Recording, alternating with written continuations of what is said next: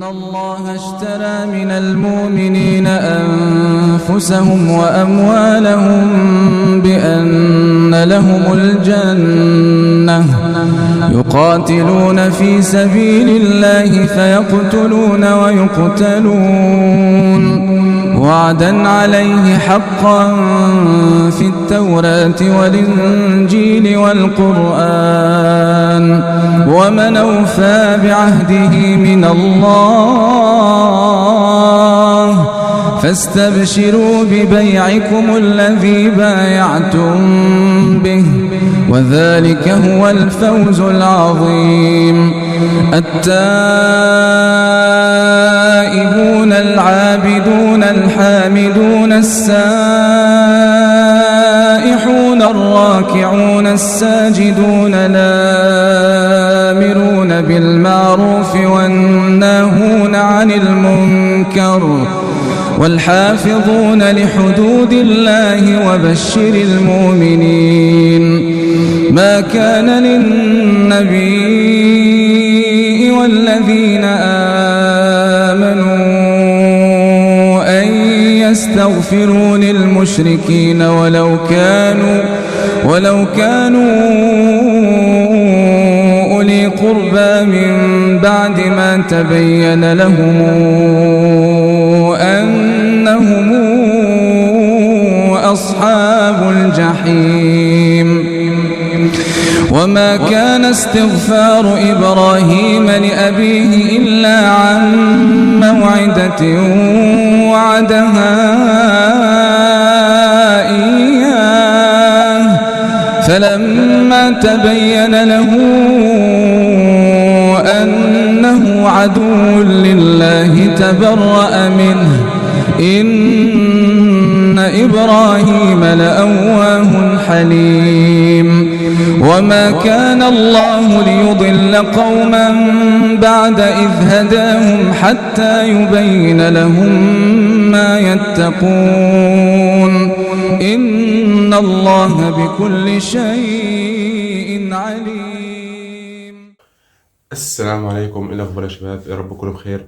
ان شاء الله الفيديو ده جاي اقول لك ان الطريقه السريه او الطريقه اللي كنت بستخدمها ونجحت معايا وعرفت الم بيها تراكمات السنين اللي فاتت. في كل سنه يعني كنت بذاكرها، فكان مثلا عليا منهج متراكم بقدر ان انا المه بالطريقه دي. فانت ان شاء الله في الفيديو ده خلاص هقول لك على نفس الطريقه عشان انت تتبعها وتقدر تلم التراكمات اللي وراك. انت لسه خارج من مرحله وداخل في مرحله جديده، تمام؟ واحنا دلوقتي يعني الترم الاول في اولى ثانوي عامه. انت كده داخل في مرحله جديده، تمام؟ فالترم ده انت خلاص داخل على الامتحانات، لسه شهر على الامتحانات، وانت مش عارف يعني تلم المنهج ازاي، او انت يعني اتفاجئت بكميه المنهج اللي وراك بخلاف طبعا الاعدادي. فان شاء الله الفيديو ده هقول لك على جدول كده تقدر انك انت تنظم بيه المواد اللي وراك وتنظم بيه دنيتك ان شاء الله. ولكن عشان تقدر انك انت تلم التراكمات اللي وراك وتدخل الامتحان كده وانت مطمن، تمام؟ في كذا حاجه لازم اقول لك عليها. اول حاجه لازم تأدب نفسك. يعني ازاي؟ يعني بص، هي مش بالمفهوم اللي انت فاهمه، لا، تأدب نفسك يعني انك انت طبعا من اول السنه قاعد بتتمرقع ورايح جاي مفكر ان الدنيا سهله، واتفاجئت في الاخر بكميه المنهج اللي وراك. خلاص، فانت بقى اقف لحد هنا، ستوب كده، ودور على اللي وراك. انت بتضيع وقتك في ايه؟ تمام؟ يعني انت شوف انت بتضيع وقتك في ايه. شوف انت مثلا كشاب قاعد مثلا خارج من الكافيه على البيت، على مشوار، على خروجات، فاهم كده؟ تمام. انت مثلا كبنت غيره مثلا في حاجات تانية، فاهم؟ فكده يعني في تضييع وقت وفي مرقعة طول السنة. خلاص، نعمل بقى لنفسنا حدود كده خلاص الشهر ده، ونلتزم كده باللي انا هقول لك عليه. فاول حاجه لازم تاخد قرار مع نفسك كده انك انت تخف من جلسات الصحاب بتاعتك، خلاص، او المشاوير اللي انت بتخرجها، او قعده البلاي ستيشن انت بتروحها، خلاص، او الكافيهات اللي انت بتخشها، او اي حاجه بعيد عن الكلام ده بتضيع وقتك خلاص ووقتك كله رايح فيها. ممكن مثلا يكون اغلبنا التليفون مثلا، يعني التليفون ده حاجه يعني استغفر الله العظيم يعني. فحاول تبعد نفسك عن التليفون بقدر الامكان. انت طبعا بتطلع من الفيس على التيك توك على الكلام ده، طبعا ده كله يا جدعان احنا عارفينه يعني. فحاول كده تعمل نفسك حدود مع كل حاجة في حياتك يعني، عشان تقدر انك انت تلاقي في الاخر النتيجة اللي انت عاوزها ان شاء الله. انت دلوقتي عملت نفسك حدود خلاص، وقلت خلاص انا هلتزم وهذاكر الشهر ده عشان ربنا يكرمني واجيب النتيجة اللي انا نفسي فيها ان شاء الله. خلاص. طبعا هتروح خلاص تقعد على المكتب بتاعك تبدأ تذاكر. خلاص طبعا انت كده فضيت وقت كبير، يعني انت مثلا يومك كله ضايع مثلا دروس ماشي ومشاوير وخروجات مثلا وتليفون، تمام. فانت طبعا لغيت المشاوير والخروجات والتليفون، ما عادش قدامك الا المذاكره خلاص. وطبعا الدنيا مش هتقفل عليك الشهر ده بالمذاكره بس، لا، انا في اخر الفيديو هقول لك كده حاجه عشان تقدر انك انت ما تزهقش يعني.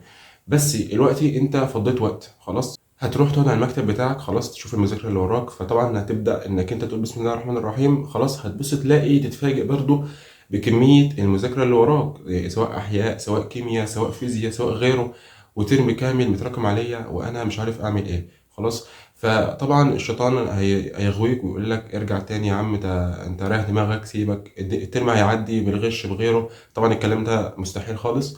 بس انت خلاص ما تقلقش، خلاص اقعد على المكتب كده استهدى بالله. اسمع بقى الكلمتين دول. نيجي للحاجة التانية خلاص، عشان انت ما تقعد على المكتب كده والشيطان يغويك، لا ما يغويكش، هتيجي تقعد على المكتب كده خلاص. نيجي بقى لتاني حاجة اللي هي تنظم وقتك بقى. خلاص تبدأ انك انت تنظم وقتك. طبعا انت ممكن تكون سمعت فيديوهات كتيرة تنظيم الوقت والكلام ده، بس يعني كل ده على دماغنا، بس تحط ده على جنب كده خلاص، الكلام ده حلو على جنب، وتعالى بقى اسمع اللي هقول لك عليه. اللي انا كنت بعمله كالاتي عشان اقدر انظم وقتي خلاص.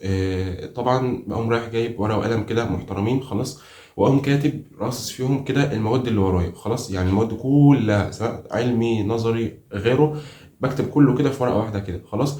وابدا ان انا اقسم خلاص المواد العلميه على جنب، المواد النظريه مثلا عربي نحو صرف قصه معرفش اسف فلسفه الكلام ده كده على جنب، والمواد اللي هي مثلا رياضه جبر اللي هي جبر تفاضل هندسه فاهم الكلام ده على جنب كده خلاص. طيب انت بقى بالنسبه لك قسم نفس الكلام ده كده. طبعا انا كنت ازهر، فكان عندي شرع برضو، تمام. فكنت بقسم 4 تقسيمات، انت قسم 3 تمام او قسم 4 على حسب ما تحب خلاص.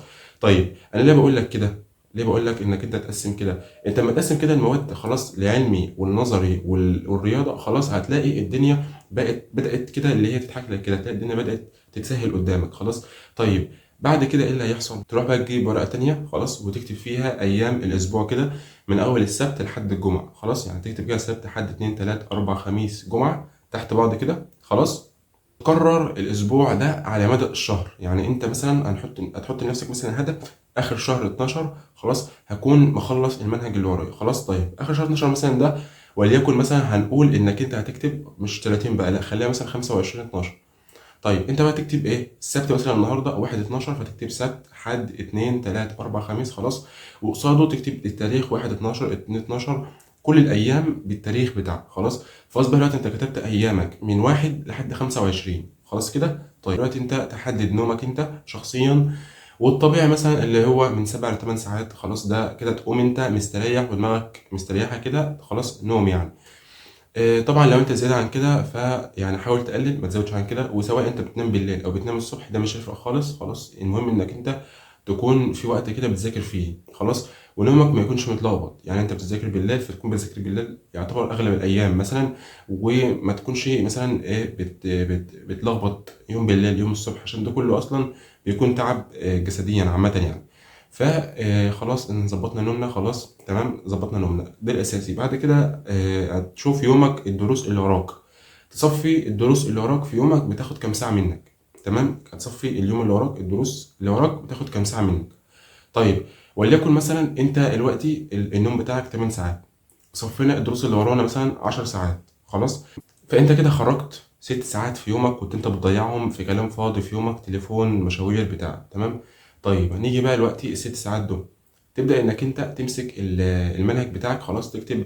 طبعا انت هتكتب الجدول بتاعك تمام زي ما انت شايف كده، هتكتب عندك علمي نظري طبعا رياضة، وهتكتب قصاده الايام خلاص، وترص موادك تمام. بس هترصها ازاي؟ هتبدأ تمسك كل مادة تمام، وتشوف الفصول اللي فيها كام فصل خلاص، بالفصول بقى تشوف المواد اللي فيها تشوف فيها كام فصل خلاص.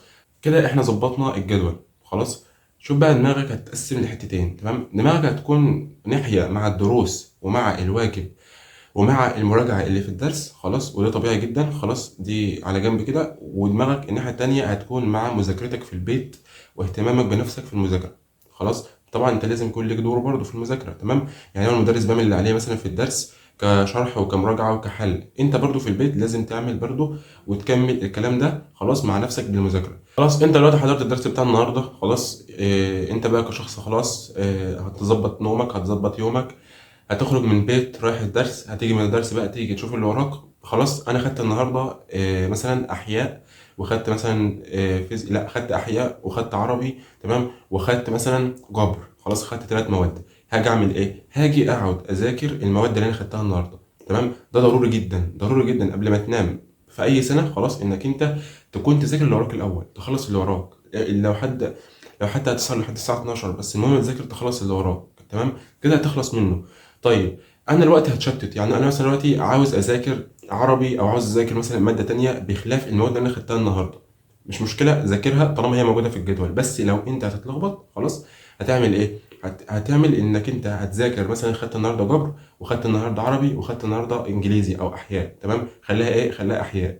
ذاكرنا الثلاثه خلاص، ذاكرناهم اللي احنا خدناه النهارده، ذاكرناه تمام. خلاص، نعمل ايه بقى؟ نقوم راجعين على الجبر من الاول كده، نجيب لنا درس. خلاص، طبعا قبل ما انت تجيب درس كده بالبركه، لا، انت هتكون محدد لنفسك الدروس دي على كام يوم. يعني انت عامل لنفسك من 1 ل 25. طيب، دروس الجبر، لو انا بذاكر مثلا 3 ايام في الاسبوع، لو انا بذاكر 3 ايام في الاسبوع هقدر ان انا اخلص الجبر؟ طيب، لو انا مش هقدر اخلص الجبر، انا كده كده اصلا الدرس اللي انا خدته عند المدرس النهارده دي بمثابه كده مراجعه. يعني انا وقت خدت درس النهارده عند المدرس، تمام، وغالبا هتكون انت خلصت المنهج، فانا خدت الدرس ده عند المدرس، تمام، فانا كده ده بمثابه درس مراجعه. خلاص، فانت دي مره، ومره هترجعها مع نفسك من قدام، فكده مرتين.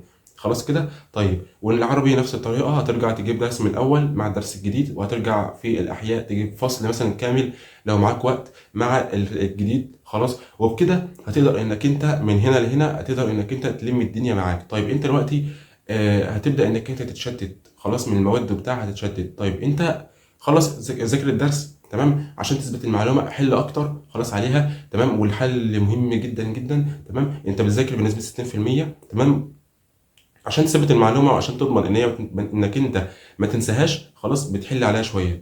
طيب، انا على ما اخلص المنهج مثلا ما فيش مش هلحق احل حاجه او كده كامتحانات يعني وكده. انت بقى هتخلص الفصل بتاعك الاول ده خلاص، هتقوم راجع على امتحان مثلا الفصول، ماشي، او امتحان السنوات السابقه. خلاص، تبدا انك انت تختار النقط بتاعه الفصل وتحلها. هتحل لك بتاع مثلا 5 أو 10 امتحانات. خلاص، او انت مثلا كنظام جديد فهتحل مثلا الامتحانات من اول النظام ما بدأ لحد حاليا. خلاص، تبدأ تحل النقط الموجودة في الامتحانات خلاص بتاعة السنوات السابقة. خلاص. طيب، كده انت خلاص، يبقى انت كده دلوقتي هتخلص منهجك من هنا، وفي نفس الوقت هتلاقيك مخلص معاهم امتحانات. تيجي قبل الامتحان تبدأ انك انت تقرأ الامتحان وتراجعه وتحفظه وبس. خلاص، عشان كده ما تقعدش بقى تحل لسه وتلبخ نفسك. خلاص، وفي نفس الوقت وانت بتراجع مع نفسك في البيت، وقف عليك معلومه في الفصل الاول خلاص، بتروح تسال فيها المدرس. وقف عليك معلومه في الدرس الثاني مثلا، بتسال فيها المدرس. خلاص، وانت كده بتكمل نفسك من ناحيتين، ما انتش معتمد على المدرس بس، ما لا، معتمد على نفسك. خلاص، وكده احنا الحمد لله قلت لك على الجدول اللي انا كنت بمشي بيه. هو بيكون فعلا باللبخه دي خلاص، زي ما انت شايف كده، بس هو سهل. انت هتعمل ايه؟ هتسمع الفيديو من الاول تاني خلاص، وتبدا انك انت تنفذ وتكتب عندك ايام مثلا ايامك الاسبوع. خلاص، الاسبوع ده تكرره 4 ايام، او تكرر الايام، تكتب التاريخ الاول وتكرر عليها الايام. خلاص، يعني سبت حد اتنين تلات اربع خميس جمعه، سبت حد اتنين، تكرر على الايام اللي عندك. يعني مثلا هبدا مذاكره 1/12 مع نفسي جد، هلغي كل المشتتات اللي معايا، تمام. طبعا تعمل ايه؟ يبقى عندك ومن 1/12 قدامها السبت، عندك مثلا لحد الاثنين، تبدا انك انت ترص الايام بتاعتك على كده. خلاص، وقصادها في 3 خانات كده هتكتب المواد العلميه، المواد النظريه، المواد اللي هي المواد اللي هي بتاعت الرياضه. خلاص، وتبدا انك انت الدروس اللي عندك النهارده خلاص تاخدها، تذاكر اللي انت خدته في الدروس، وفي نفس الوقت ترجع على كل ماده تجيب منها درس او تجيب منها فصل. خلاص، وقبل ما تجيب منها فصل او تجيب منها درس خلاص، تكون انت حاسب عدد الفصول او عدد الدروس. خلاص، عشان تعرف ان انت هتخلصها على الايام ولا مش هتخلصها على الايام. وقبل ما تنام بقى، وقبل ما تنام تمام، قبل ما تنام هتعمل ايه؟ هتقوم جايب ورقه كده صغيره خلاص، وتكتب فيها اللي وراك بكره. يعني انت مثلا تكتب فيها ايه؟